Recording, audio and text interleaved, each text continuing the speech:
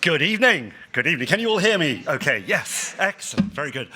Welcome. I'm Rowley Keating. I'm Chief Executive here, and it is my absolute pleasure, Your Excellency, guests, friends, supporters, people watching online all around the world.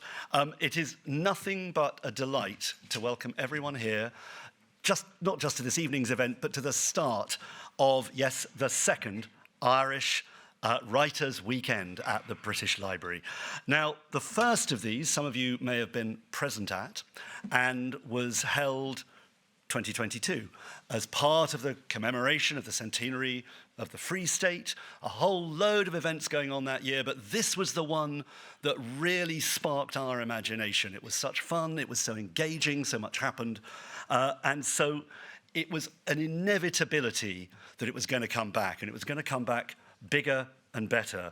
And that's partly because, of course, since then, the Irish literary world, Your Excellency, which has always been known globally as perhaps one of the most remarkable literary cultures in the world, has scaled new heights. It's become, if anything, even more astonishing, supported, I know, by the brilliant work of Arts Council Ireland and Literature Ireland, many, many other agencies. But the sheer dynamism, not just of the literary prizes and great works of fiction that we all see and enjoy and read about, but the strength in depth, the small presses, the magazines, the festivals that are world class. And our hope is that we can bring just a little bit of that to St. Pancras for a few days. Now, here at the library, we're very, very proud to host our own huge, both Irish collections and collections related to Ireland. Some of you will know the fascinating history of legal deposit collecting, which has been a mutual project, in other words, all copyright books. And it's been mutual since long before the centenary we were talking about. And that means that we are proud to hold and continue to collect the whole of Irish published output, and vice versa, what gets published in the UK is also protected and cared and accessible in the Republic. And that's a matter not just of pride, but actually of open knowledge and exchange that means a great deal. And we're also very proud to host unique Irish collections here, everything from remarkable collections relating to James Joyce, to, of course, the 12th century Armagh Gospels, from which the ox mascot is taken. So that's the Armagh Gospels in the British Library collection. Now, over the next 2 days, we have some 35 writers and poets giving readings, book signings, concerts, music, discussion, and of course, all the informal conversation that goes on in the margins, which is really the life and joy of festivals like this. All culminating on Sunday evening when there will be a tribute, which I'm sure will be not so much sad as celebratory of the late, great Edna O'Brien.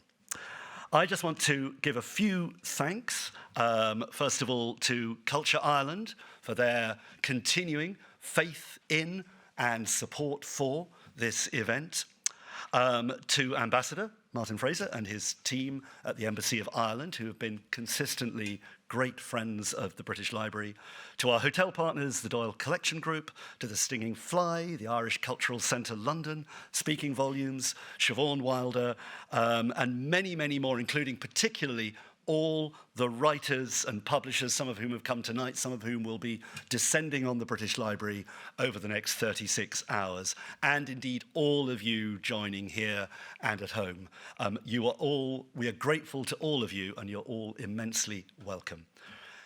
My final duty before our distinguished panel takes to the stage is to introduce, to say a few words, His Excellency, Ambassador Martin Fraser. Martin.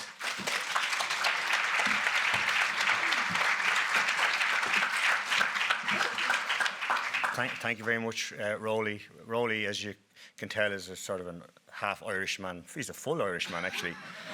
He can explain that later, but he's a great friend of Ireland, and we're grateful to Rowley and John and John Philippe and everyone at the chairs here tonight as well. Everyone from the British Library for all they do for art and culture and literature in the world and in this country, and particularly for all they do to bring Britain and Ireland together.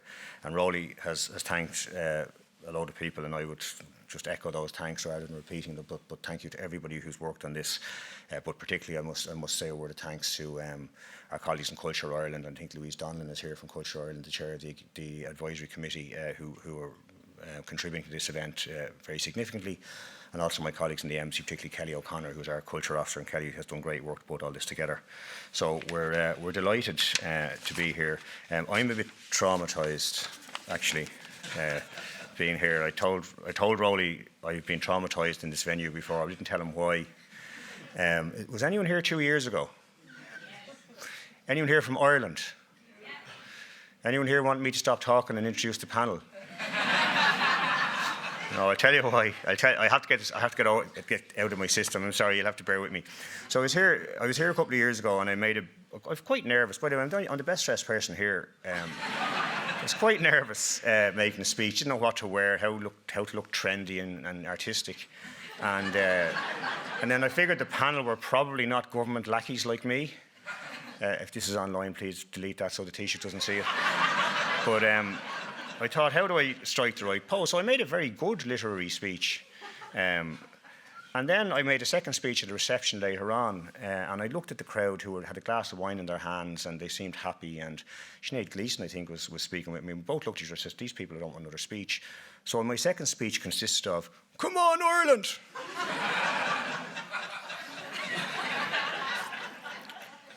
To my horror, I discovered that the crowd at the second speech had not heard the first speech. And therefore, it was put to me beautifully, in beautiful English, "Ambassador, we had hoped to hear rather more from you tonight." Anyway, this weekend is going to be somewhere between Come On Ireland and a literary speech and a literary occasion, but Irish literature is so important. Literature itself is so important. It has such meaning.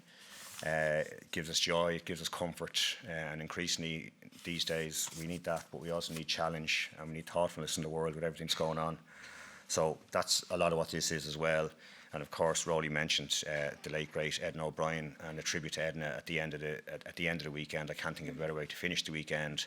Can't think of a better place to pay tribute to Edna. We paid tribute to her before, and we'll pay tribute to her again, but this weekend is such a special weekend, and we're very grateful to the library and to Siobhan and everyone who's involved, and all the wonderful people who are coming along on Sunday night to pay tribute to Edna. So she embodies what literature means to Ireland and to Ireland and Britain, and indeed to the world, so we're delighted with that. And without further ado, I will pass you on to our panel, and Alex will introduce them.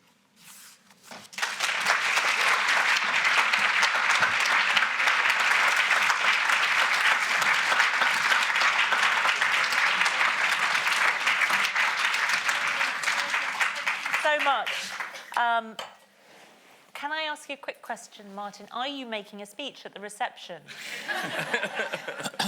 Did you want to and they said no? Okay. Oh, you're saying nothing now. You're saying... Oh, nobody wants you to be traumatised. I'll tell you who is going to be traumatised. So, basically, literary festivals are always a bit sort of in and out, and literary events, you know. Writers can be... unbiddable creatures often, and that's why we like them, I guess.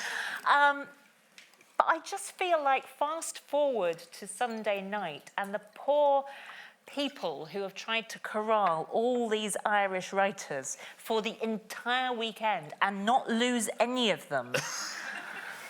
I'm not sure. I think we might return to the British Library to find a pile of ash and somebody lightly sobbing. But we can only hope it goes well. Hello, everybody. Welcome. Thank you so much for coming. Paul Muldoon, Louise Kennedy, Graham Norton. Thank you all.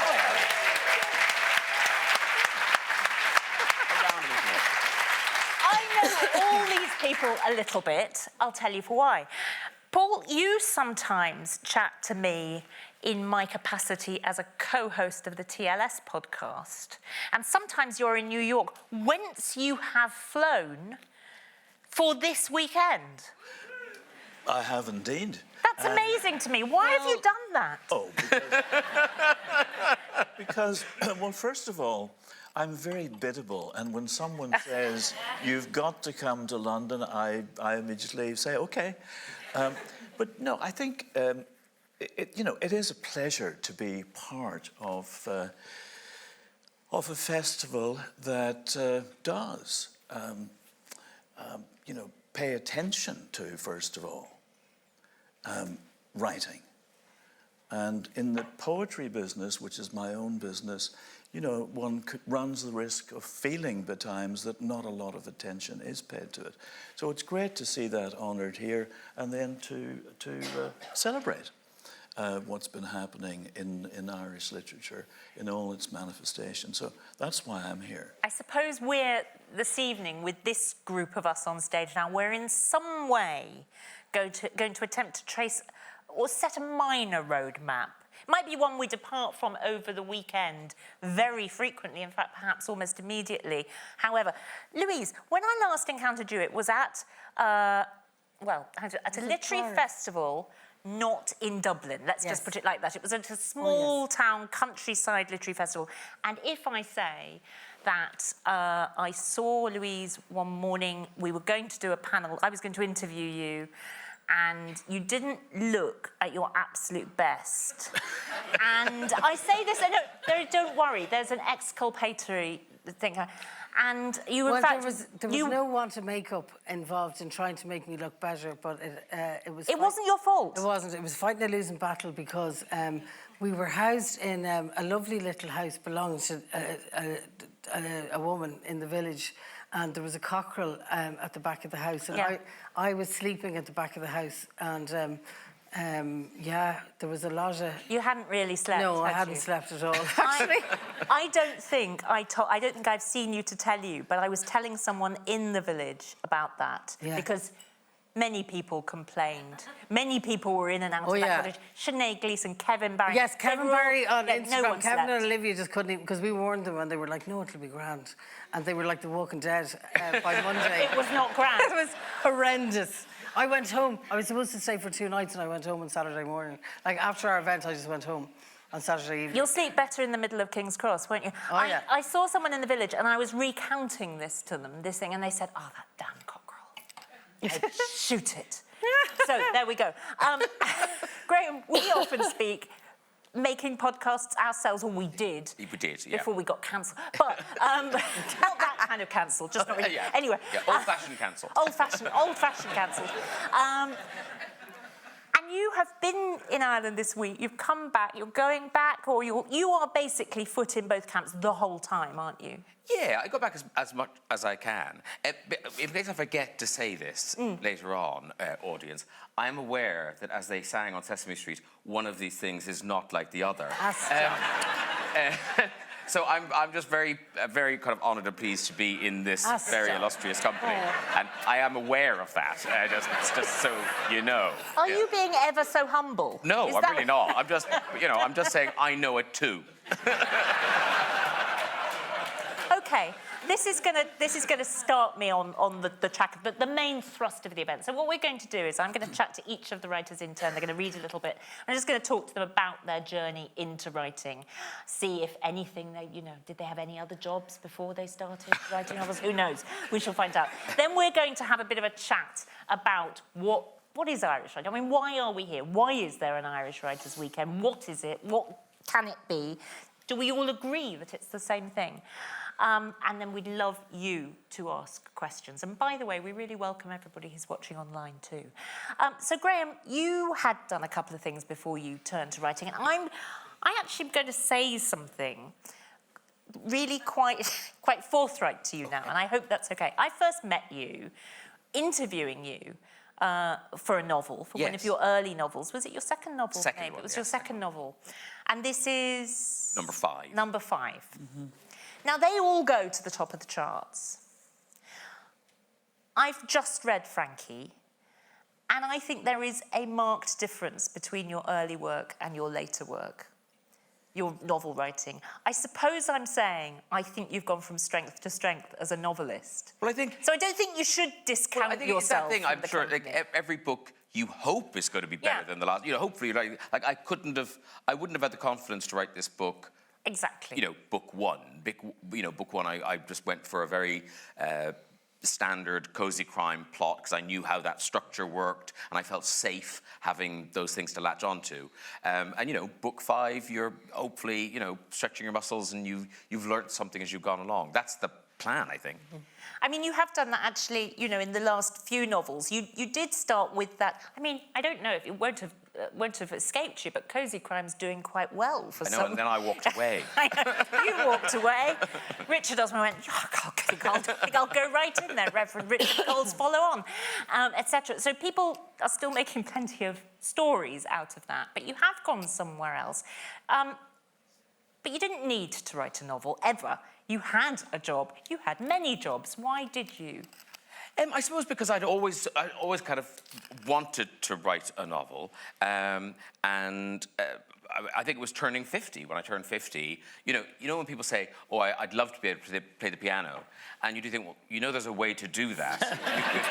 you could just go and learn. So I thought, enough of saying I'd like to write a novel. I should write a novel.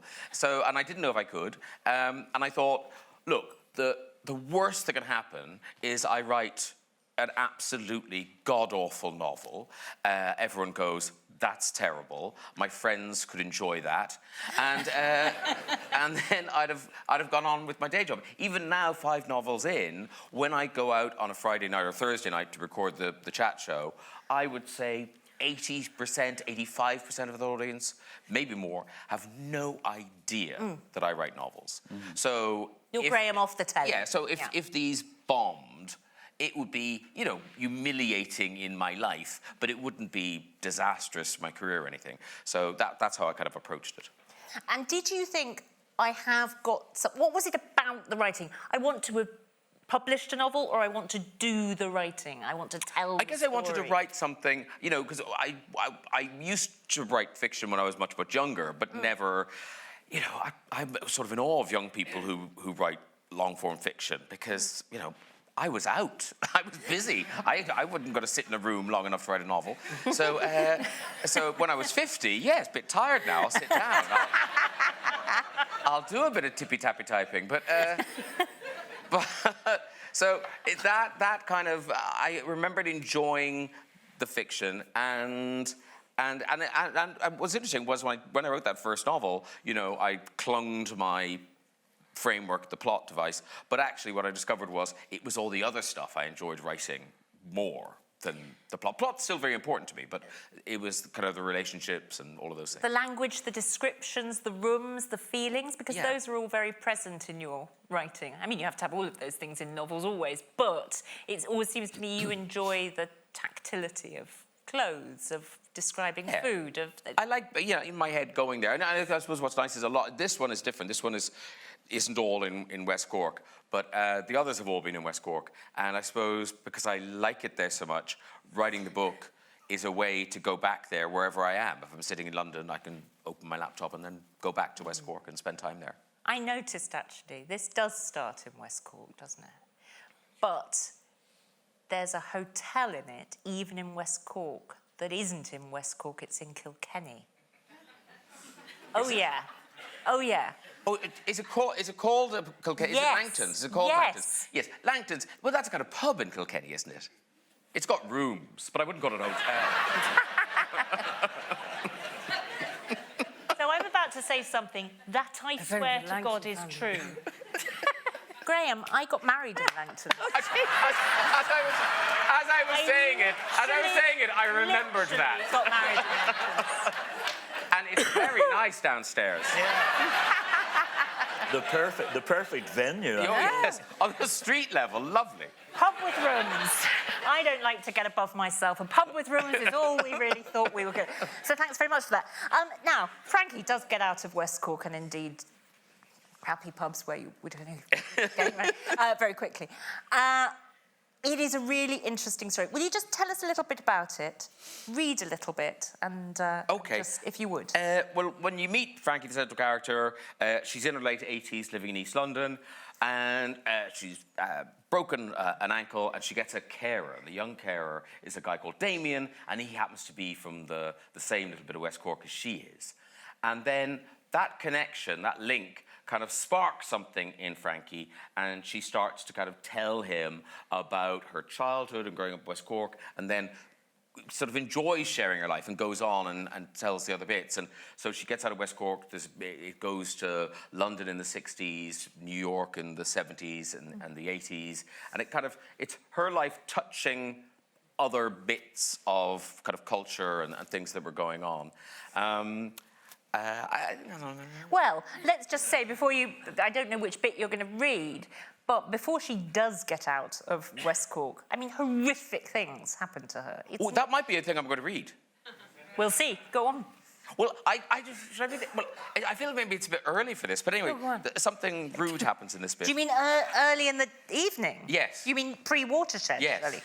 Go for it. These are very sophisticated audience. Okay. Not the kind of people you get in Langtons, for example. Okay. Did you get married in the afternoon? It's nicer there. Maybe. Here we go. So, yes, apologies, this is a little vulgar. It only took Frances a few minutes to walk to the top of the hill. The rectory seemed quiet. Miss Nagel's bike was missing, which meant she was probably in the village getting provisions. Frances took off her scarf and laid her coat on the old church pew that lined one side of the hallway. She thought Alan might want to know that the Viscount was in residence, so she headed to the study and gently tapped on the door before opening it. The first thing that greeted her was a loud yell from Alan. The curtains were drawn, and it took Frances' eyes a moment to adjust to the dim light of the desk lamp. Alan was sitting behind his desk and looked very strange. Was he ill? His hair was ruffled, and his grey cardigan seemed twisted on his body. It was a moment later before Frances saw Rachel Thornton crouched on the floor by the side of the desk. Her hair, too, looked dishevelled, and her lipstick was smeared across her face. The trio froze. No one spoke. The only sound was Rachel trying to catch her breath. Frances had no idea what she was looking at, but it was very obvious that she was intruding. As she pieced together the various parts of the scene before her, she felt her heart jolt upward in her chest. Her breath became shallow and uneven.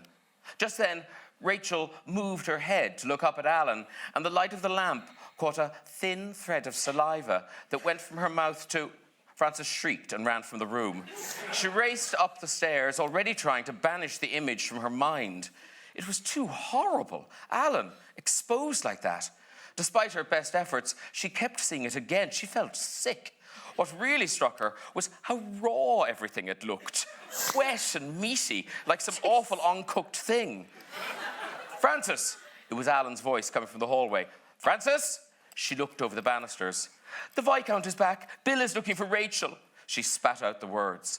Behind her husband, she could see Rachel standing in the study doorway, smoothing down her hair. She reacted quickly when she heard Frances's news. Oh, God, Alan, I must go. Her heels clicked across the hall, and then she was gone. Alan was looking up at his wife. Frances, I'd like to speak with you, please. Frances looked at him. His shirt tail was protruding from his trousers. A sheen of sweat bathed his face. No, she shouted, and raced up to her room, slamming the door behind her.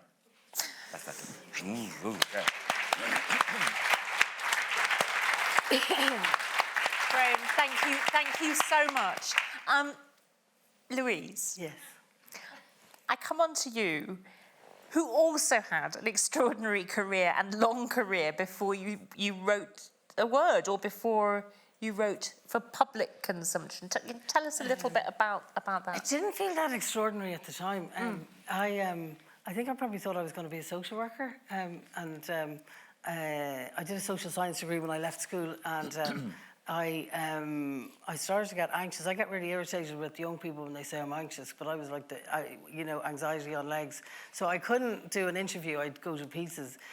So I did my degree, and then I did this placement, and I had to sit in on with social workers, this multidisciplinary team to talk about. I was doing work with travellers in Kildare to talk about a family who had a lot of difficulties at the time, and I started to cry halfway through it, and I couldn't stop.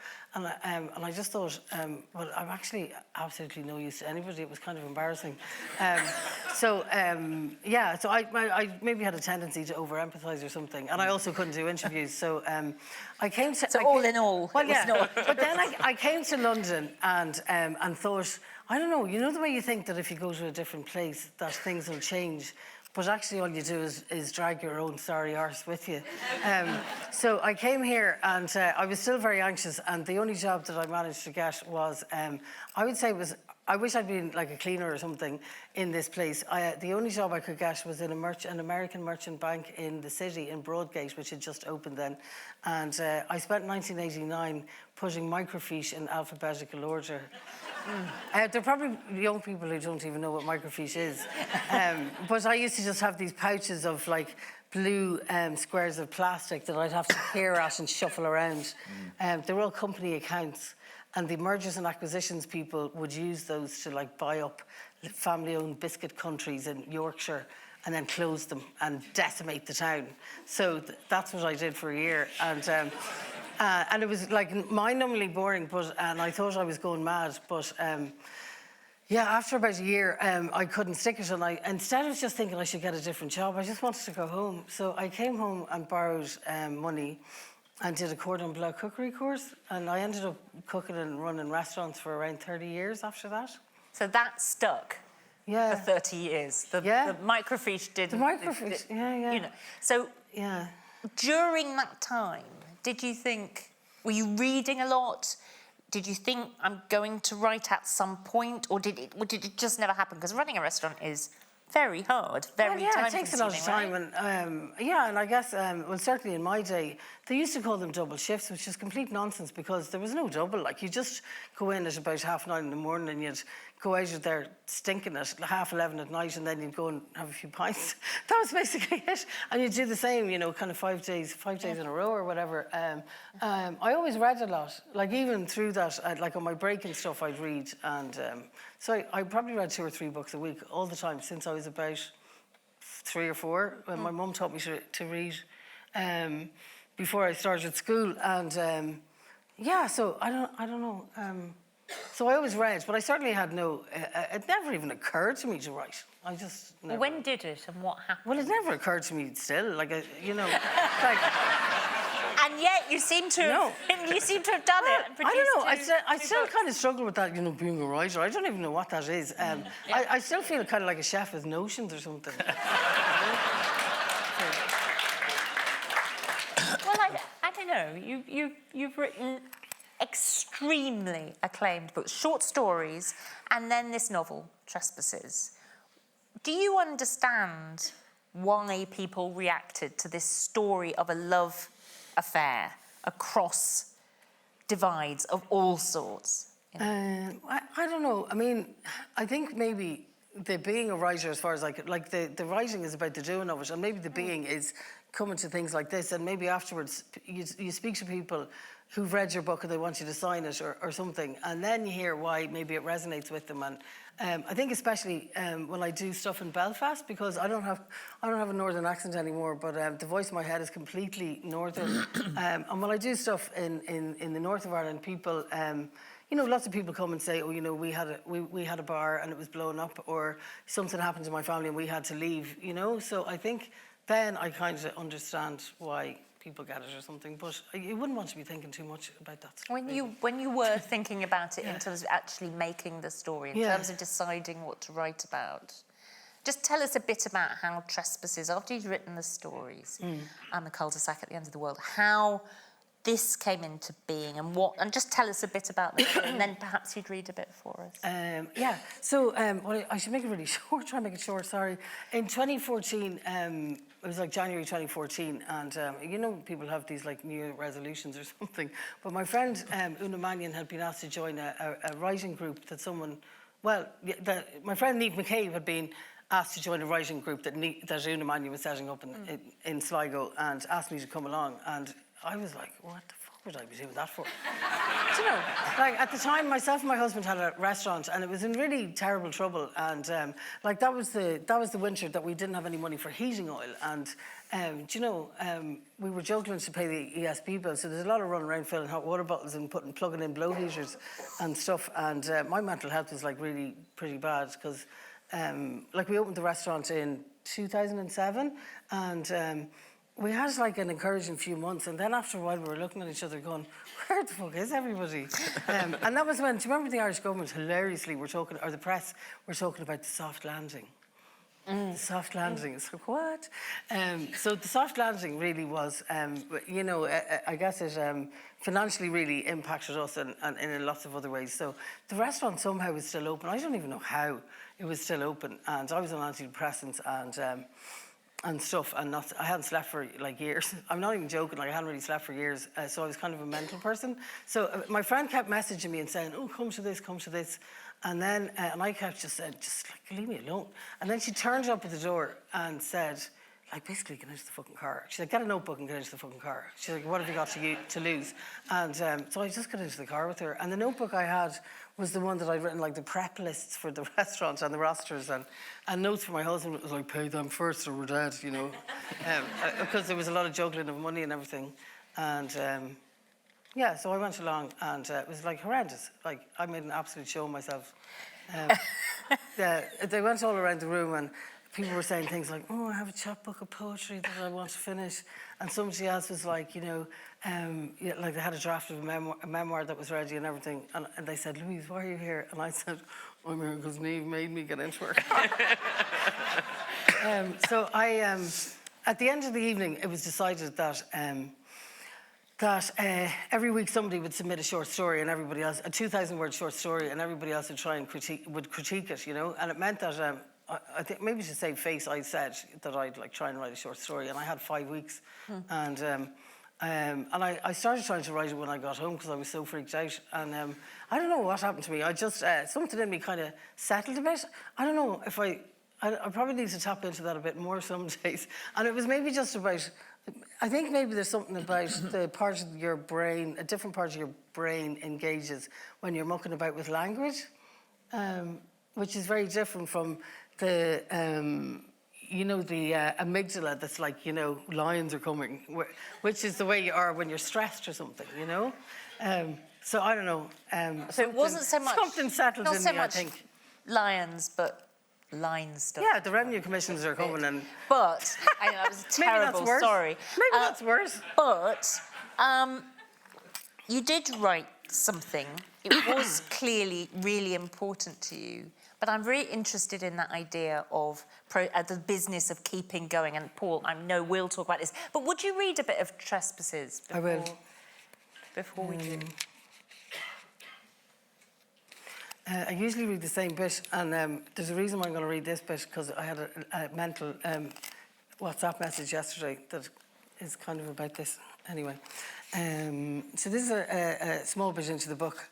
So Cushla has gone to Belfast to do a bit of shopping, which is like, it wasn't really very straightforward, just to even like go on the train to do a bit of shopping on a Saturday afternoon. And she's come back to the town that they live in, and she's about to go into the family pub. Cushla got off the train from Belfast just after 4. The sun had come out and the wet platform seemed to be steaming. She exited the station and walked along the esplanade, turning right at the end to go through the tunnel to the pub. Its walls were daubed with words sacred and profane. Fuck the Pope and the Virgin Mary. For God and Ulster. Marty loves dirty tits. Cushla wondered if dirty tits was a girl or if Marty liked tits that were dirty. The car park was full. Under the round window that was supposed to look like a porthole, the anchor that was attached to the wall had rusted where the black paint had peeled away. Inside, dust was suspended in tobacco smoke, glittering. The stained glass in the long window on the west-facing wall was throwing gaudy shapes around the room. In the sunlight, the wood was dull with layered polish, and the upholstery was shiny from spills and the rub of back sides. The old mirrors advertising bygone distilleries were bleary. The cleaning was supposed to be Gina, Cushla's mother's department. The room had the creeping decrepitude that lingered about her, with her 2 long nails and bleeding lipstick. She used to come in on a Monday with rubber gloves and a housecoat. Cushla couldn't remember the last time she had. Eamon could have reminded Gina, but Cushla suspected he didn't want her around. There was horse racing on the television, men gaping at the screen, tension in the set of their shoulders. As the winner passed the post, a tiny man with a purple nose leapt from his bar stool and shouted, "You!" Leslie crumpled a beaten docket and tossed it into the ashtray. On Saturday afternoons, Cushla's father would sit her at the counter with an orangeade and get her to put the invoices in alphabetical order. Now her mother was behind the bar. She was meant to be working, but when a customer tried to order from her, she smiled beatifically and took a sip of her gin. So much. Thank you so much, Louise. We won't talk about this on stage, but if we really thought that you'd left the world of the kitchen behind you, it's not entirely true. I think you have a new career as a restaurant critic. We were having a fantastic conversation, all of us, which I wasn't allowed to bring onto this stage, about a restaurant that you may have recently visited that may or may not have notions. That may or may not have. Yeah. As my daughter would say, notions 11. Have notions 11, and it's Notions 11. It's notions 11 may slightly play on the vibe of Emperor's Irish. New Clothes Shop. Yeah. And I say this only that I'm sure Louise will tell you privately, but I would not open a restaurant and invite her to it. That's all I'm saying. Paul, I'm sorry it's taken so long to get to you, but they're very entertaining. But you know, it's been fabulous. And things are going to go downhill now. Yeah. Well, would we skip over you, do you think? Totally. Yeah, I don't think so. Paul, what Louise was saying that, well, actually what both Graham and Louise were saying about letting those stories come in and going to a slightly different place. They're talking about writing novels and writing long-form prose. How different is poetry? Tell us about the process of becoming a poet. How long that takes. Do you feel are you still in the process of becoming a poet? You know, I started thinking I might have a chance at being a poet when I was a teenager, as many do. And it seemed like, actually at that point, it seemed like something I might actually achieve. You know, I'm struck to hear both Graham and Louise sort of play themselves down a bit.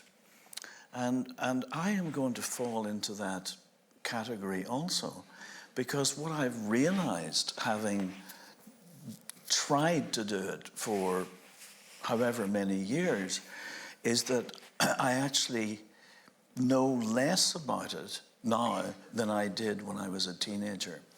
And I'm less confident, which is a terrible thing to have to admit. And one of the reasons why I say it, of course, is that I know, sorry, this is just allergy. I know that just how difficult it is. So, I mean, one of the reasons why I went into it as a teenager, of course, was that it's, well, one of the first poems I wrote was written in lieu of an essay, the weekend essay, right? The paper about whatever it was, the life of a penny or whatever.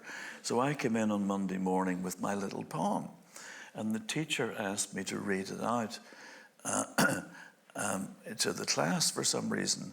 And the following week, rather than write an essay about whatever it was, our summer holidays, I wrote a poem. And yet again, the teacher asked me to read it out. The upshot of this was that I never really learned how to write a paragraph. So there was no way you could write a novel? There wasn't. Oh, you know what? I do not understand how anybody writes a novel. I don't understand it. I mean, we were talking about Notion. Is it Notion 11? Notions 11. Notions yeah. 11. I mean, you have to, I mean, the interesting thing is that one has to have a certain amount of nerve to be involved in any of these activities at all. You know, what would make one think that one might be able to do this? Can I just ask you, Sure. the interesting thing about that idea of nerve, I'm always wonder what it can be who would think that they could make a work and ask somebody else to give their time. But is it also the idea that you can make something where nothing existed before? And more to the point, nothing had to exist. If you make food for someone, you know, people have to eat. But nobody needs a poem, we think, or nobody needs a novel. Nobody needs you to write it. So is it that idea that you are conjuring something out of nothing? Well, I'm not sure if it's coming out of nothing. I mean, and it's certainly... there has to be a sense, and with really interesting work, one has this sense that it has always existed, and that it has always existed in just this form. It could never have been in a mode, a shape other than this one. That's on a really good day, right? But in terms of you know, whether or not, in my own case, and I suspect in the case of others, my sense is that I don't really write the poems. The poems ideally ask to be written. It sounds a bit corny, but honestly, if they don't feel a need to be in the world, one should probably not be helping them, you know. How does that strike you? By which I mean, is it the idea, the content, a poem needs to be written about this, it is asking to be written, or is it something to do with the form of the words, the style? This is what seems mysterious to people who don't write poems, maybe even people who do. Yeah, there's a lot of mystery, and as to why a poem would somehow need to be in the world. I don't think it's about subject matter, because a poem, like a novel, short story, may be about anything. So my take on that is, if it may be about anything, it's actually immaterial what it's about at all. I think it's best, however, you know, slightly corny perhaps, best to think of any of these works as being about themselves, about being about their own businesses in coming into the world. And having come into the world, occupying a space, answering a question perhaps that only it has raised, right? The only reason why it might be there at all is that it has kind of prepared the way for itself. It's hard to talk about in the abstract without sounding a bit waffly. But, you know, my main point always is I myself have no idea of what I'm doing. None whatsoever.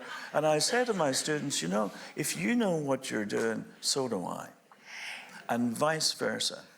And we want to be in a place here where nobody would have thought it possible that such a thing could have come into the world, that this, you know, that this version of Belfast, for example, or this or this version of West Cork, is in fact itself the main means by which we understand There's a these form places. of kind of creating a world, whatever that world is, not necessarily a geographical world, some kind of world. I wonder, Paul, when you were that confident teenager, Right.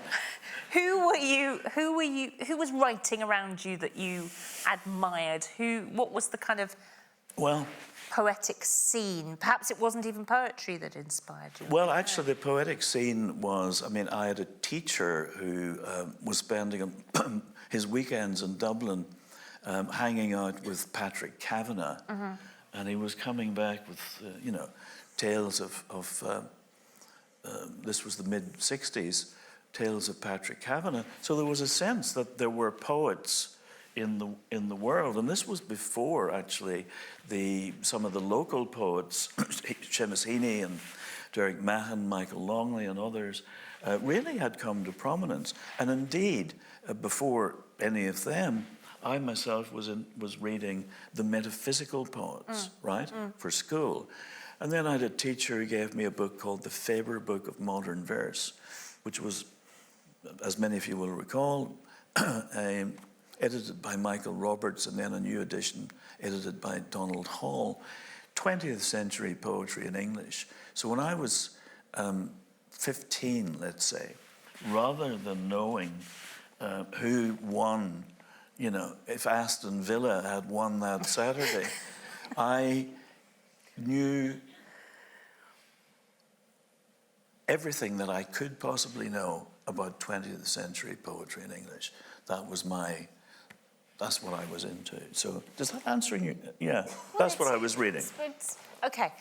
I wonder if you'd read something of your own for us now. Well, and then I'd like to, we'll sort of extrapolate from this conversation. Yes, I mean, I'm not, something very short. This is a poem that's written in a particular form, which is the sestina, and many of you will be familiar with it, where 6 words or versions of them turn over at the ends of the stanzas. So if you detect certain repetitions, you're not going crazy. It's actually written into it. So despite the fact that it's a very particular and very artificial form for many people, indeed for all of us. I mean, no person in their right mind would know, for example, what the sequence of the words in a sestina would be. You'd be crazy if you knew that. So if one feels a little sestina coming on, as I did, I had to, you have to go and figure out, oh yeah, okay. And then, despite the fact that it's very artificial in a certain sense, the adventure, pardon me, is that one doesn't really know what's likely to happen. Because one has given oneself over to this predetermined structure that in fact is not predetermined at all. I'm going to say no more, perhaps, except that it's a poem about an MRI, right? Which is I always forget what that stands for. It's a magnetic resonance. I got halfway. Resonating imaging or something like that. The big noisy tube. The big noisy tube that you get in. Well, I'll have to try to describe this. Anyway, here we go. The MRI. Again and again, we'll put our shoulder to the wheel on which we're broken, stretched out at the heart of a replica of the stone sarcophagus we once believed to eat flesh.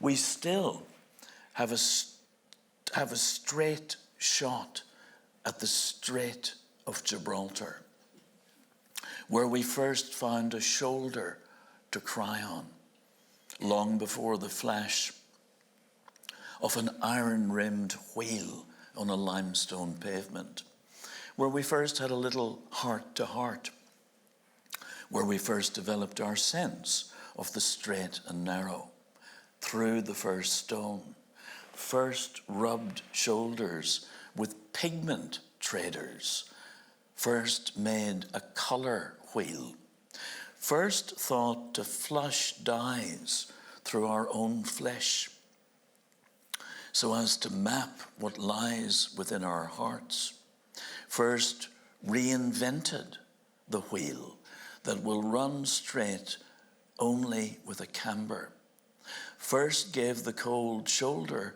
to a pigment trader, first chipped away at limestone till it actually looked like stone, first assigned a shoulder flash to the airborne division, first deigned to shoulder the blame for what happened in the heart of Galicia, long before we learn to lie straight as a die, though the planets wheel and wheel about us, before we first secured a lodestone to a merchant man, first entered the home strait where ore is crushed in the flush as the heart is ofttimes crushed, first put our shoulder to that great wheel, saw Anu in the flesh, first learned that a stone-faced doctor has the heart to give it to us straight from the shoulder.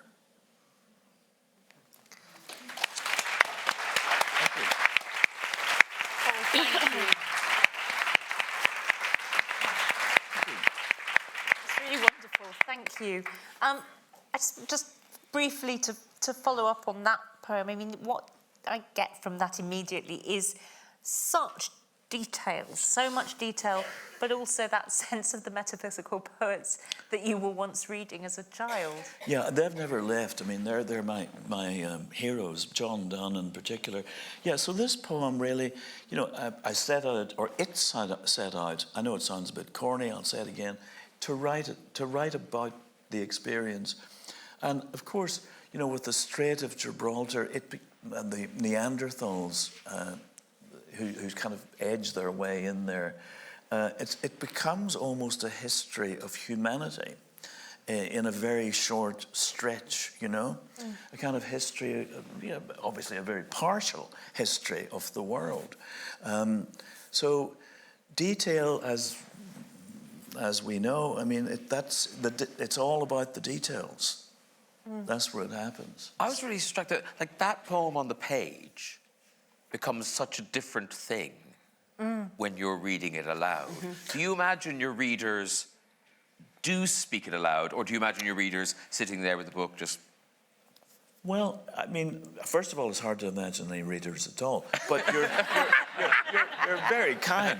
You're very kind. No, but the ideal would be actually a bit of both.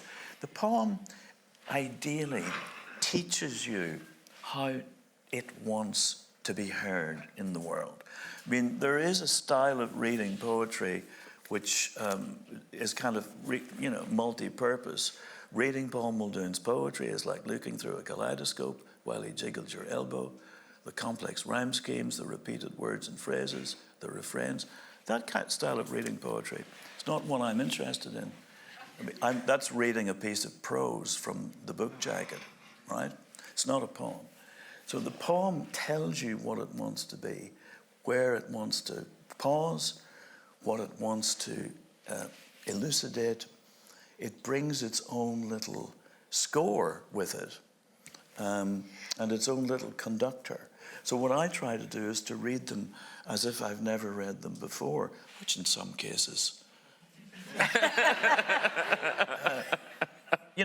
and sort of be at their service, you know. There is another kind of, there are many, but you've shown us two styles of reading. It seemed to me that you read your own work there in a way that was kind of explaining it to us as it went along. But it's also true that there is the style of reading poetry aloud, which is a little more declamatory. Oh, yes. And performance-orientated. We all know what I mean. There is the sort of... incredibly slow. Yeah. Or incredibly slow. Where you just like, I can't... there must be more words. Say them. Yeah, it's a delicate balance. But when you have look, how can I say this without sounding like I'm being completely sort of parodic? But It's the okay. kind of poet It's okay. who you might feel, it's deathless words dropping as if a gift to you. That strikes me. That That's is got a very thing. bad in lockdown, I think. That Do you remember there were videos appearing of people reading Right. things, and it was like... This isn't. It's not only poets. This does happen sometimes with novelists. I guess what I'm saying is, that is the kind of thing that makes people frightened of poetry sometimes, isn't it? Well, a lot makes people frightened of poetry. The main thing that makes us frightened of poetry is that we won't understand it. Yeah, exactly. It's way beyond us. We are, there's no chance that an ordinary person like myself could read a poem. First of all, because a poem never means what it says. That's the popular view. It always means something else. It's encoded in some way, right? So you have to be a code breaker. What the poem seems to be saying is there, and what it's really about is over here. And by heavens, you need to be a code breaker to translate one into the other, to translate the poem into what it's really about. And something of that mindset is one of the big, big problems. And by the way, as a teacher, one's very conscious of the fact that it comes mostly from teachers who are pains to tell you that without them or someone like them to guide you through it, you wouldn't stand a hope in hell to read a poem. Whereas, as you know, if you actually just get the poem out and read it, you'll be fine, for the most part. What about sometimes when, not only poetry, but, all sorts of writing, sometimes it is a bit resistant to to a quick and easy decoding or understanding. Yeah. How do we negotiate that? All of us, how do we? Well, I think it's the reading aloud. I think poems are transformed. Something that on the page looks so impenetrable, and you just go, I can't begin with this. If you hear it, suddenly, even if you don't completely understand it, you do get something from it in a way, I think. But one can do it for oneself. And if that involves speaking it, that's great. Yeah, but you're certainly right. There are texts that are, virtually, some are more difficult than others. And we shouldn't be surprised by that, any more than we're surprised by the fact that physics texts are difficult. We're not surprised by that. We're not surprised by actually almost every zone of life being much more complicated than we imagine. So, Paul, the last time I spoke to you, sort of, in a kind of interviewing capacity, we were talking about Joyce actually on the podcast, and there's also this sort of reverse, isn't there, where essentially, Ulysses has this terrifying, difficult sort of tag, and has had ever, in the over 100 years since it was published, and yet it's not actually that difficult if you surrender to it. It's not at all, and I taught it once, and I told my students, and this may be abhorrent to some of you, I said, when you come to, there's a chapter that begins, ineluctable modality of the visible. Just skip that. Go to the next chapter, it'll be okay. Don't worry about it, it's fine. And, when you get right down to it, as like Ulysses is, or Useless as we call it in Dublin, is a very simple little story. About two guys, through a day, they connect, and then the wife. It's very, very simple when you get right down to it. And if you just keep that in mind and plow on, you'll be fine. Yeah, and skip the ineluctable modalities. Forget about that. Thinking about, because we've got about 10 minutes to kind of answer all my questions I laid out at the beginning. Where are we going? Why are we here? What is an Irish writer? What does an Irish writer mean? How do we define that? Those writers who seemed really, really big, the canonical Irish writers when you were growing up, who were they, and did you feel that they were people who were in your sort of cultural orbit that were available to you, or did you think, no, not in a million years, either and both of you? Well, I didn't. I think maybe the first Irish writer, when I graduated from all the kids stuff I was reading to Agatha Christie, and then made my way through lots of stuff in the school library, and I had a terrible brief diversion to reading Flowers in the Attic, that terrible book by Virginia Andrews about a brother and sister who fall in love in an attic, where their mother has locked them up, and they're all very Aryan looking, absolutely frightful thing altogether. But then it had its moments. But then one day in the school library, all of the books in the school library had a little, it was like a little envelope thing. Do you know in the front of it where a card went in? Do you remember all the library books had that? Yeah. But this didn't have anything, and it didn't have any stamps on it. And I like to think that some older girl might have left it there for the rest of us. And I read The Country Girls, and my mother saw me reading it, and she said, August is a wicked month. So what had happened was that my mother had read Edna O'Brien's August is a Wicked Month. And this is disgusting, actually. Now that I've started telling this story, I better keep going. Keep going. Keep going. She had read it, and I think a character in August is a Wicked Month had some sort of an ST, you're not allowed to say STD, STI or something. She might have had thrush. I don't know what the hell she had. Anyway, my mother had bad chest and she was on antibiotics all the time. She had thrush. And, but she didn't know that. What she thought was that my father had been having an affair and he'd given her the clap. Yeah. Wow. Yes. So, thank you, so Edna. anyway, August, my mother, yeah, and the cover... Incredibly not where I thought this was going to go. Yeah. Go on. So the copy of it that my mother had, Edna is sort of, it is Edna, and she's like, you know, she's sort of reclining, and you can just see this like beautiful neck and everything. She's lying back, and my mother was like, August is a wicked month. Anyway, I just remember reading The Country Girls, and we all knew already at that stage. So this is like I was a teenager in like 1981 or whatever, probably in 81, and we knew that it was sort of banned and there was supposed to be something a bit filthy about it. So I sat with a friend and we like went through all the pages. You know the way if you opened a book, you could tell where the dirty bits were because they'd like pop open straight away. But nothing happened when we went through it, and then I read it and I was thinking, what's all the fuss about? And I think maybe I realised that it wasn't that she hadn't been banned because it was those books were explicit. She'd done something much more dangerous, which was to show that Irish women had, you know, an inner life, and that was like highly subversive and dangerous. And yeah, so I think maybe she was the first Irish writer that I was aware of. Graham, what about you? Well, I just remember in school, because like growing up in the south of Ireland, it felt really parochial and it felt very like we were on the edge of the earth. You know, everything was happening somewhere else. But then in school, we were studying these writers who were Irish, but had kind of all this acclaim.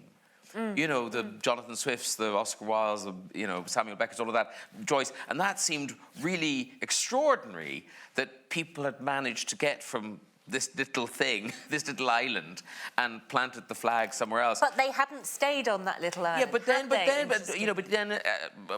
it became Edna O'Brien, then it became Maeve Binchy, and it was still that kind of pride in Ireland, kind of that somehow we were achieving way above our size in that particular field in a way that we didn't in really anything else. You know, now Ireland is, you know, making marks in all sorts of areas, but back then it seemed like writing was really the one thing that Ireland seemed to really excel at. And so when you, again, all of you, but Graham, when we talk about, you know, the boom in Irish writing currently, I think the ambassador that, you know, you put it very nicely. You said, now it's got even better. So, you know, when you talk to a writer and say, what about how great Irish writing is? Essentially, they go, yeah, it always has been, thanks for noticing. So you're right, there is a particular degree of noticing at the minute. But, you know, this has not come from nowhere. But what do you think is happening at the moment that has made everyone look and go, right?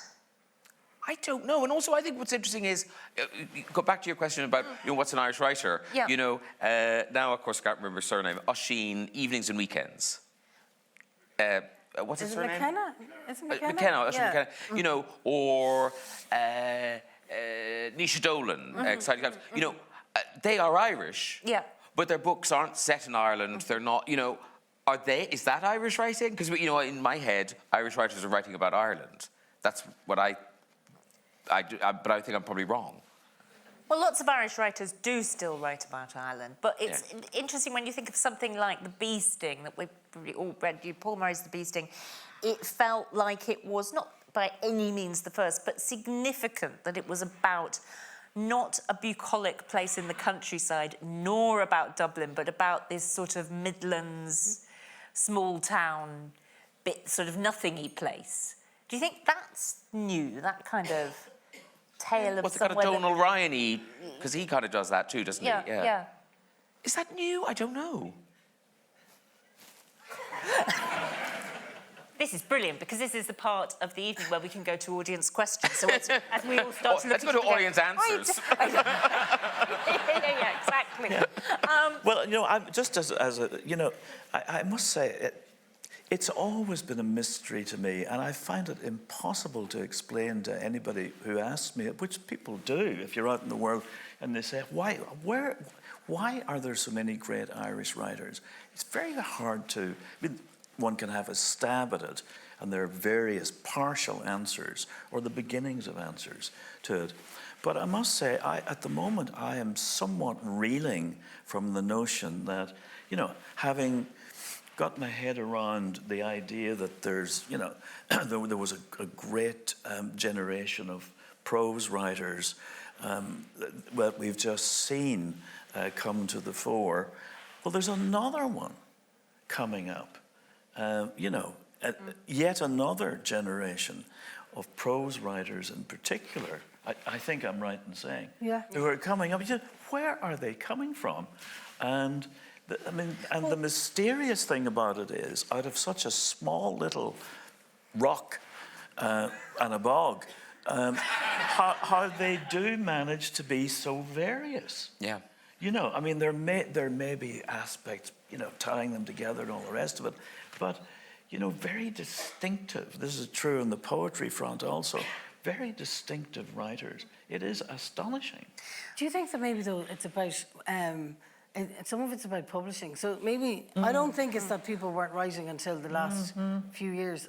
Like, I know definitely how much I owe to the success of Milkman and to Anna Burns, because I don't know if my book, you know, if my book had landed on, and I'm not for a minute trying to compare myself, I wouldn't have the cheek to compare myself with, or my book with that, like I just wouldn't, but I do think that it did me no harm at all for my book to land on the, you know, in the inboxes of editors like a year and a half after Milkman won the Booker Prize. Sure, and I do think sure. no, but you know what I mean? Like, I think that that there maybe is... I think the publishers are interested in reading Irish writing. Yeah, but they are, but and I think that helps too. They're not doing anybody any favours. Exactly. I mean, they'll only publish a book, really, for the most part, I would say. And it will But I only certainly know get people who had recognition written books and readers. about the Troubles, for example, and for a long time, like, nobody wanted to know about it. Yeah. There was a gap. You know, in the 70s, there was like Jennifer Johnson's Shadows in Our Skin and Cal McClaverty's Cal and stuff like that. Burnham, but then after that, I don't know. It's certainly true that there are fashions in publishing Yeah. and fashions in the taste of book readers. And I know this is exactly the kind of thing that's going to get sort of discussed all over the weekend. And that's true, I'm sure. It's also true to say that there is such incredible support for writers and, you know, in the Irish, just in the Irish literary ecology. And that's brilliant. And, you know, just things like literary events are incredibly well supported, and there is a different vibe around them than you get in lots of spaces, I think, as a blow into Ireland over the last kind of decade or so. But I also think there's something to do with idiom, and I promise this is the last question and we're going to come to you. But the way that Irish people talk to each other is just creative and inventive and funny sometimes and sad sometimes and scathing sometimes in a way that, again, I'm an outsider. I just think, oh my God, that's like a little work of art in a sentence you've just kind of shouted at me. My mother-in-law, you know, that kind of thing. And like, it seems that the way of working with the language seems to exist at a very, very, very everyday level. Am I romanticising it? No, you're maybe not. I was somewhere not long ago, and there was a leak in the ceiling, and the man said, "Oh, sure, it's like we're being baptised." We're being baptised. That's what the fellow who came in to fix the leak, the plumber, we're being baptised. And maybe other people mightn't speak like that. I don't know. I remember recently, you know, like chip off the old block is a kicky horse, kicky foal. I suppose I'm talking about storytelling as well as just idiom. You know. We've gone into poetry now. You have. But, you know, the idea, not just that but that idea of the idiom being something malleable and plastic that you would just take into the demotic kind of idea. Well, I think many Irish people do enjoy having fun with language. Yeah. That's a much more concise way of saying Well, it. no, but I would then say, I mean, whether that is true, you know, that's true of many cultures. You know, I don't know if there's anything, I don't know. I'm not sure how jingoistic one may truly be about that. But you're right, I mean, that could happen somewhere in the middle of England. One of the things I do myself think about is that I still feel somehow that English is not quite my language, which is not to say that I think something else is my language, only to say that I find myself thinking about every word and think, really, is that what that means? It's as if I'm learning the language constantly, you know, and I've never quite learned it. But it's funny how the bits of Irish kind of still echo. And like, my father was a Protestant, but he was he grew up in rural Wicklow, but he wouldn't have known any Irish. But he would always refer to sweet cake. Instead of just cake, because of Porkamillish. Yeah. And it's things like that he wouldn't have thought of that. He wouldn't have thought, I'm translating from the Irish now as I refer to sweet cake. But would he say something like, and I have the hunger on me, for example, something like that, because that is how it would translate from Irish, isn't it? Yeah. So that's bound to, I guess, as you were saying, it's having fun with the language, but also you do poke at the language a bit more. Yes, I think so. I mean, but whether or not it makes it special, that's a slightly dangerous zone. Perhaps the ambassador will speak to that. Fair enough. No, he'll speak to us at the reception. Don't speak. We will take some questions now. While the microphone comes out and somebody gets a hand up, I will just tell you my brief foray into the Irish language, which I've been learning for a year now. Incredibly bad at it. But my own Irish family, the family in which I've married into in a very special place, I practice my Irish on them, and they, to a man and woman, pretend not to know what I'm saying. Oh. And it's very discouraging. That's all I'm going to say about that. Pretend. Oh my God, I tried it on you, and you did the same thing. Very bad people. I'm Protestant. Let us have questions from the floor. Who would like to start? Yes, I can see a hand up there. A microphone is coming towards you. Thank you so much.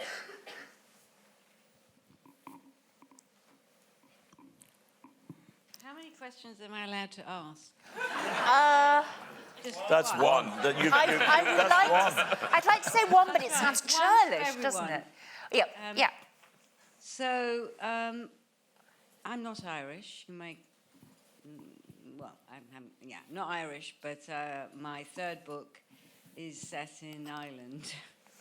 It's just, there's lots of reasons for that. I kind of might ask a kind of strange question, but what are I'm particularly interested in your habits on your writing. You know, do you eat, for instance, when you write? Do you have to eat? You know, I've met writers that have kind of weird things that have become obsessive ways that they feel they can hang on to. I wondered what your habitual habit, what your habits are. Thank you very much. Okay, your weirdest habits are what we want to hear about. I don't have any. I mean, because writing's this thing that I do in. It's my pleasure. It's the thing I do in found time. So I don't have a routine or anything. So because when I interview writers, I get up at 6 and then I write till 8:30 and then I have, blah blah blah. Yeah, none of them actually do that. Yeah. They don't either. They're just saying it. But do you, given that you do have these other schedules in your life, dictated by other things like TV channels, for Yeah. example. Can you write anywhere, or do you say I only write in these chunks of time when I'm not doing this, or what happens? It all depends. I mean, the bulk of the book's written in chunks of time, but then I'm quite happy to pick away at it Right. at other times. Yeah. Okay, but there's no special No, biscuit sorry, that you. sorry, no special biscuit I'm you have to useless have for to you. get the juice. Go on, Louise. Louise, do you? Go on, Louise. Tell us. I used to have like a job like 4 days a week, and then I was also supposedly doing a PhD full time in Belfast when I lived in Sligo. So I didn't really have a lot of time. So I used to get up very early, but also I wrote my lunch break before, and I did lots of things. But now I don't have another job, and I hate to say it's not making me any more productive than I was before. Yeah. So now I get distracted by things like the skirting boards. So that I'm not like washing on my hands and knees washing the skirting boards to avoid opening the laptop, I got a tiny wee studio up the town for 25 quid a week, and it's kind of like a gulag. I have a dehumidifier in because otherwise the walls are like green and furry, and I have a kettle and 2 heaters, and I go up there, I lock my phone in the car, and I just work for a few hours. But that's not really a habit. That's just like That's try and pretty. cut out all the Locking the distractions. phone in the car is a Locking really the good phone in idea. the car is a huge thing. Yeah. Because if I turn it off and it's anywhere near me, then I can't help myself. Yeah. So I just lock it in the car. So that's the only routine I have really. But But it's not a particular time or anything. No, but it's pretty hardcore and very. Well, it's just to try and not give myself excuses or something. Yeah. Paul. Tell us. Oh, you know, I do get up at 5. Do you? I just thought I'd throw that out there. See where it landed. But I kind of do, yeah. I do something. I try to do. That's what I'm at. I mean, insofar as I ever come close to it, my best. Writers who I talk to who've said things like that about that element is to do with being close to a sleep state. Is it for you? Well, I've never really thought that through, but now that you mention it, yes. I mean, one's, you know, it's about being in touch, I think, largely with one's on or subconscious, and negotiating between that and one's what passes for one's conscious mind. You know? Yeah. So, yeah, and the great thing about the poetry end of it is that one, you know, a little bit, a line or two, you can call it a day. you can call it a day round about 5:30. So, in other words, if you actually got a couple of lines down, it would be breakfast and the park and an afternoon showing. Really, you hadn't have to do anything else that day. You know, obviously, you would teach too. There has to be some upside to being in the poetry business. And that is it. I saw a hand go up there just ahead. Thank you very much. We're coming to you right now. Thank you. I recently saw Kneecap, and I know that it's having an enormous influence on young people and old people getting involved in the Irish language again. And I'm wondering to what extent, I mean, obviously we have Google Translate, but do you think it's the way forward that we'll be having books and poetry in the Irish language increasing in the future? I don't know the answer to that, but I bet somebody on our panel does. Thank you very much. That's an interesting question. There's a lot being written in Irish through the medium of Gaelic. Yes, there's a lot being written, and Kneecap. You know, that's a manifestation of the same impulse that we're all describing. I have to say, I myself slightly resist, as someone who was hanging out in Belfast during the kneecapping era. My associations with kneecapping are not ameliorative. But, you know, they seem to have done quite well on it. It's an interesting thing, that idea of the revival of language. It's not something that can be kind of willed and forced, is it? No, it's not, and it wasn't willed and forced. I mean, I guess there's the origins of. I mean, I don't know. I think that, like, West Belfast is the only growing Gaeltacht area in the country, and the reality is that the young people who were wearing the red T-shirts, who were marching towards the City Hall demanding an Irish language act, which actually should have been in place 20 years ago as part of the Good Friday Agreement, are the children and grandchildren of prisoners. And they've replaced all of, that revival began in prison, where there were a lot of very bored young fellas who'd been interned with nothing to do, who decided to try and teach themselves Irish and teach each other Irish. They didn't have any proper lessons, so it's a slightly different dialect. So I think they're trying to make it sound more like the other Ulster Irish in Donegal, because it has a very, very Belfast accent. But I think it's a very positive thing to see. A load of kids embracing their culture and their language like that, and not making bonfires and throwing stones and do whatever they might be doing. Yeah. It seems a better way to reinforce your Irishness. Absolutely, yeah. But it wasn't a big part of your life as you... Is my Irish, my love of Gaelic. Yeah, not a big part of your... Honestly, it's so weird. It shouldn't be, but it was like in a Protestant school, we went to the same number of Irish classes, from the age of 4 to the age of 18, I studied Irish. And nothing went in. And it was like no one expected us to be able to learn it. So we didn't. And I remember there was a Catholic joined us in a kind of intercert. She was, about 15 or 16. Fuck me, she was like a Gaeilgeoir. We were like, we were staring at her in astonishment. No, we were so bad. Luckily, the year I did the leaving was the first year where, 'cause it used to be if you failed Irish, you failed the whole leaving. Yeah. You can imagine how nervous that made us all. But and because of that, I think the standards were so low for Irish. Like, I remember there was essay choices in the leaving cert, and one was you could tell the story of, there was 3 pictures and you just told that story in Irish. And then there was some other titles underneath that. And a friend of mine, he knew so little Irish, he thought the other essay choices were questions about the pictures. And the pictures were Robinson Crusoe, right? Robinson Crusoe. But he didn't know the Irish for Friday. So we had to call him Saturday. He passed.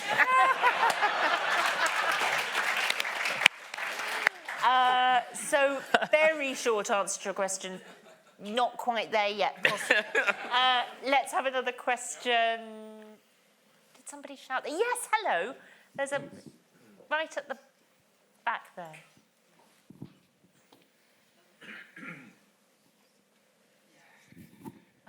Thanks very much. I just wondered if the panel thought that, to follow on from the discussion, that the Irish writer phenomenon is something to do with the passage of time, and that Ireland for creatives is no longer England's ulcerative colony. And it's just that, that kind of judgment. I mean, if you go to the north now, bookshops are full of a kind of metastasizing trouble section. And it's almost like time has allowed Ireland to lose that degree of reluctance that it might have had in an international, and particularly English readership. Thank you. That's a really interesting question. Thank you. Well, discuss, panel. I'm like, it's a really interesting question, but don't make me go first. Okay. With an answer. I feel you'd have more to say about that than... No. I'm gonna let... But are you part of that section, if you know what I mean? Well, you are really, aren't you? With my Troubles novel that wasn't meant to be a Troubles novel. Right. I mean, this is part of it because things get put in sections, don't they? Yeah. I don't know what I think about that. Well, I mean, I wonder if you're referring to, I didn't quite hear it properly, are you referring to the extensive number, the sections now on the history of the Troubles, as we call them? You meant more fiction. I was talking about, the reason why for, 100 years or more, there was the elite, the Joyces, the Shaws and stuff, and the fact that it's kind of Irish people been enabled to become writers, to make a living at it, to have a publishing industry that sort of welcomes it. I wonder, is Ireland, particularly as a subject, lost the kind of reluctance? It has an acceptability now in England that Ireland was seen particularly as problematic. I wonder, the name we haven't said is Sally Rooney. Is it because, as you were saying, publishers chase success? Yeah. So you've got this woman who's writing about Ireland and selling gazillions of books around the world. Publishers go, let's get some more Irish writers. They seem to. Is it as simple as that? That will do it. That will do it. Yeah, I mean, it would be nice to think that we could all take it in our stride, and I think perhaps for the writers, I don't know enough. I don't know about this, but I'm going to throw it out.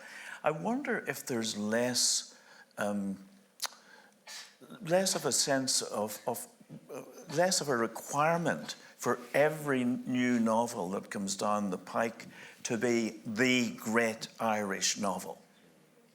Maybe it's okay to try to respond to your question, just to be quite naturally another good Irish novel. an Irish person who's writing a novel. Yeah, maybe that's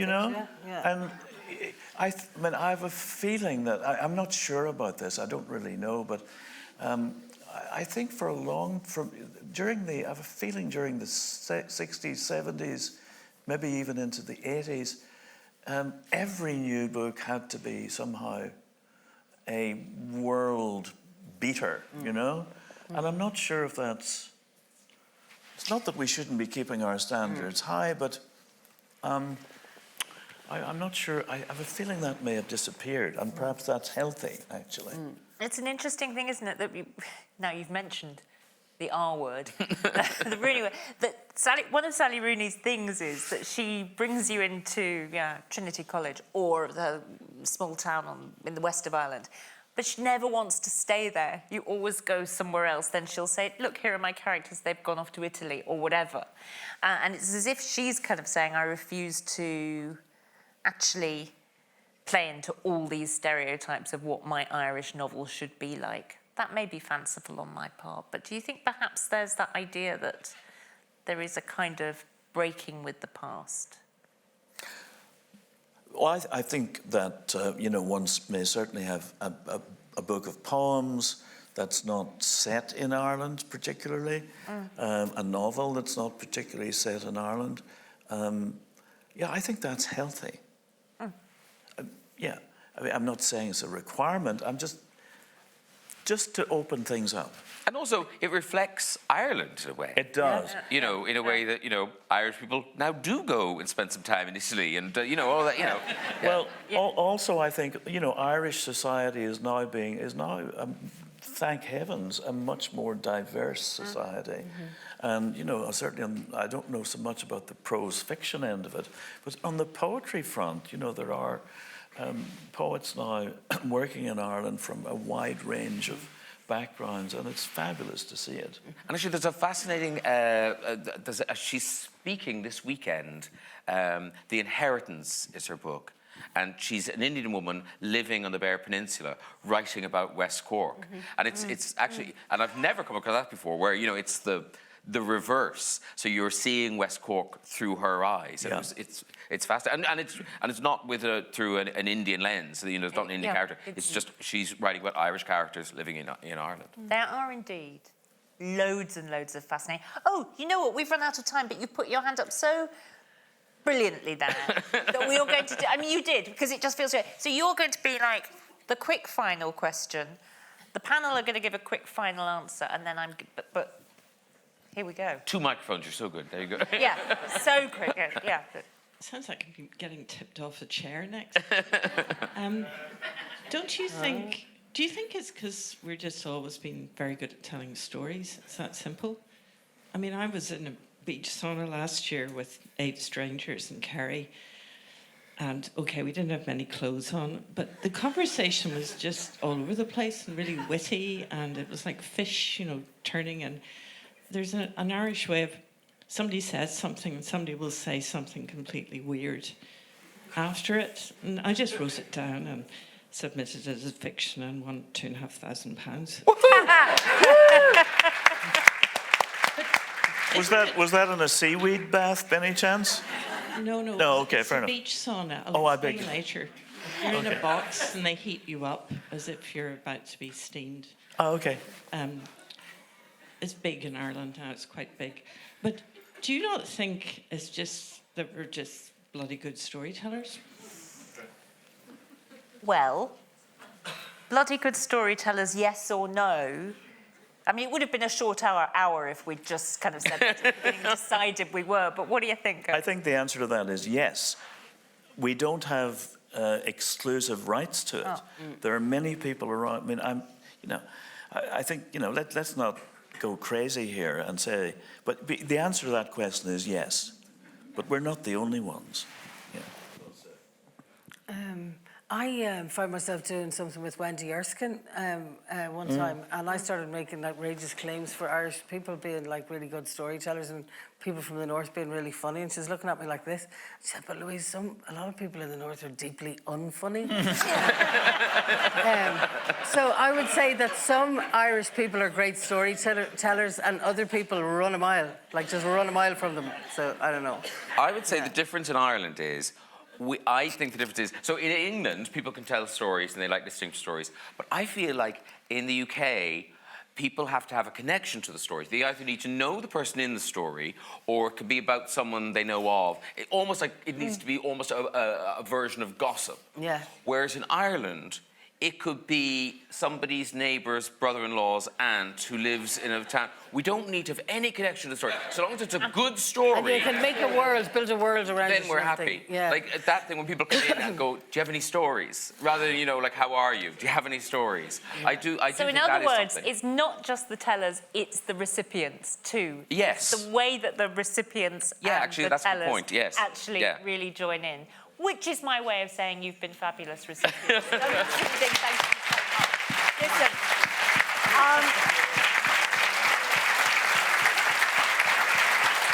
thank you so much.